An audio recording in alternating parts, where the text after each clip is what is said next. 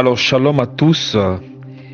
Bienvenue à notre instant de prière eau profonde. Je suis le modérateur Maxime Show et ce soir, nous allons voir un thème assez important qui est l'attitude qui déclenche la bénédiction. Donc, nous allons aller dans le livre de Luc 17, le verset 11 à 19. Bonne écoute. Jésus se rendant à Jérusalem passait entre la Samarie et la Galilée. Comme il entrait dans un village, 10 lépreux vinrent à sa rencontre.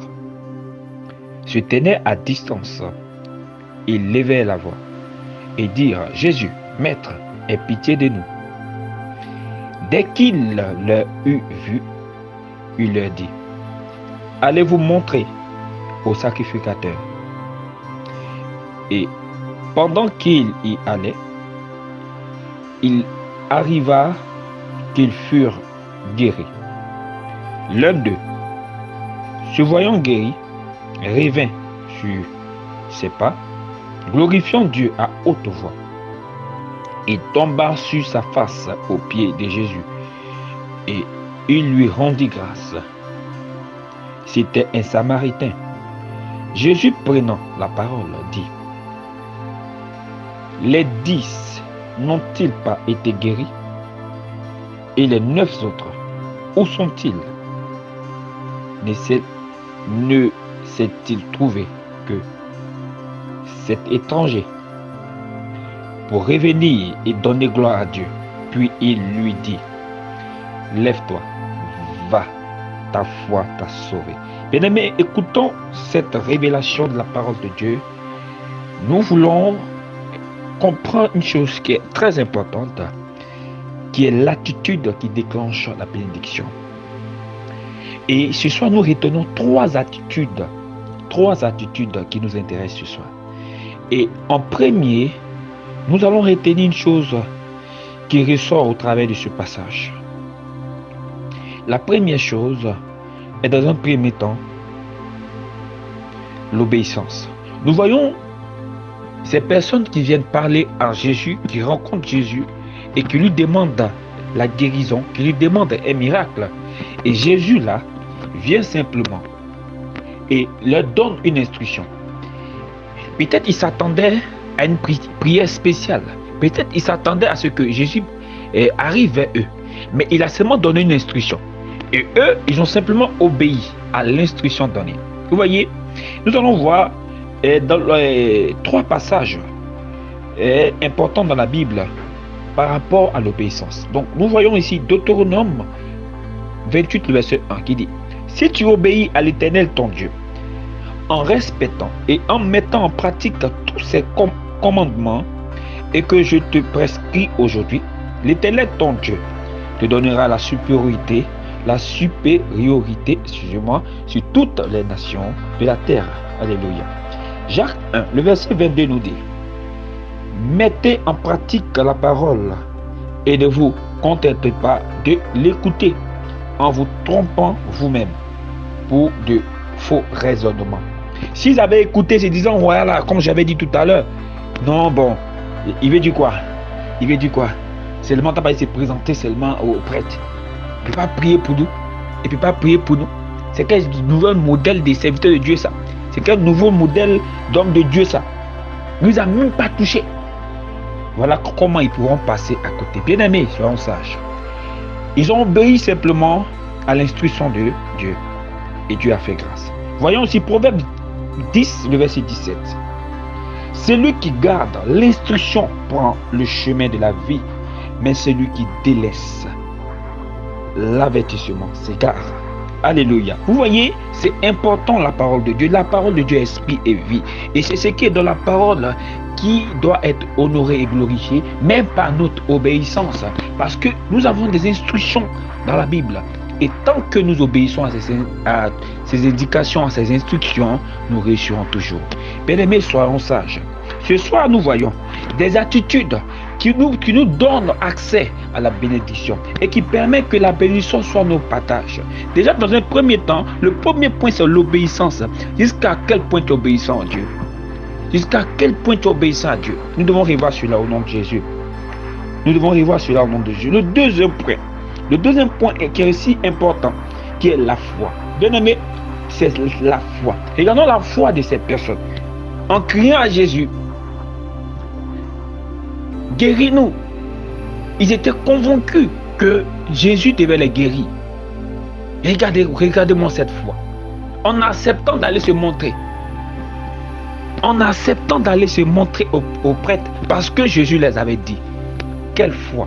Ils voyaient déjà les guérisons. Alléluia. Alléluia. Mais regardons dans la Bible ce que la Bible dit par rapport à la foi. Et nous allons comprendre pourquoi c'est important d'avoir la foi. Et cette foi va attirer sur nous la bénédiction.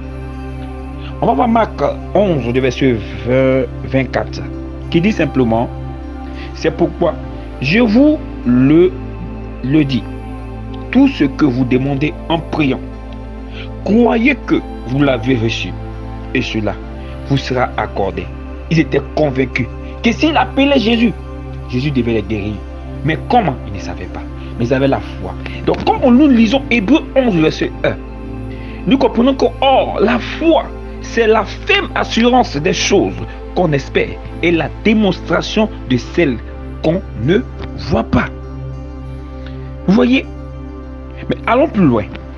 2 Corinthiens 5, le verset 7 nous dit comme ça, que car nous marchons par la foi et non par la vue. Bien aimé, depuis que tu marches dans ta vie, depuis que tu veux être Saint Thomas, tu veux voir avant de croire.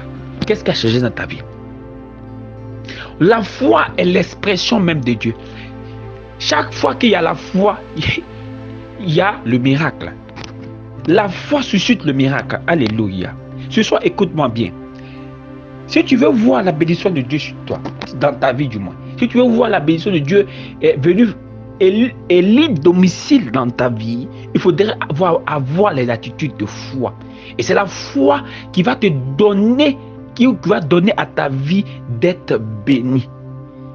Parce que tout est possible à celui qui croit.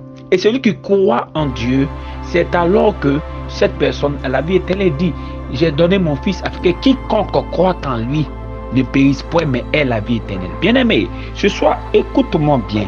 Écoute-moi bien, cette science est pour toi. Cette science est à ton rendez-vous pour que tu puisses saisir la grâce que Dieu veut te faire de comprendre ses voies. Alléluia. Donc le dernier point, c'est la reconnaissance. La reconnaissance. Bien-aimé, nous ne pouvons pas vivre dans ce monde sans reconnaissance. Vous voyez, la reconnaissance même est la clé même du succès. La reconnaissance même est la clé de l'élévation. La reconnaissance est ce qu'il faut même pour atteindre le surnaturel. Alléluia. Donc, bien aimé, regardons dans le livre saint. Et nous allons voir Colossiens 3, le verset 17, qui dit, et quoi que vous fassiez, en parole ou en action, faites tout au nom du Seigneur Jésus, en exprimant par lui votre reconnaissance à Dieu le Père.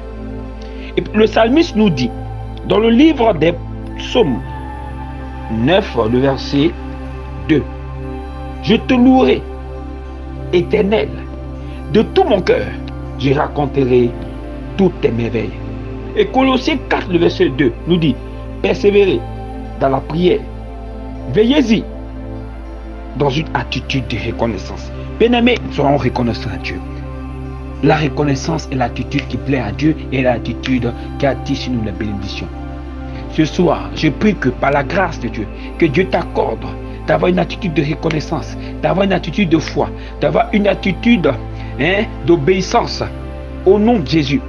Que ces attitudes soient pour toi quelque chose que tu vas pratiquer jour après jour, tout au long de ta vie. Et que cela attire sur toi la bénédiction. Que cela attire sur toi la bénédiction. Je prie que cette grâce demeure sur ta vie.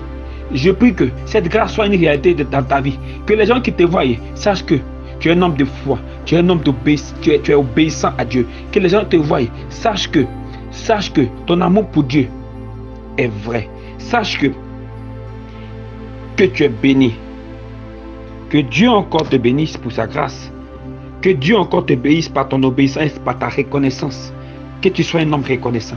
Car la reconnaissance est la clé du succès. La reconnaissance est la clé de l'élévation. La reconnaissance, la foi et l'obéissance sont toutes des clés pour ta bénédiction, pour voir ta vie bénie, pour voir ta vie épanouie. Merci, que Dieu vous bénisse et que sa grâce demeure sur vous aujourd'hui, maintenant et pour les siècles et des siècles. Amen.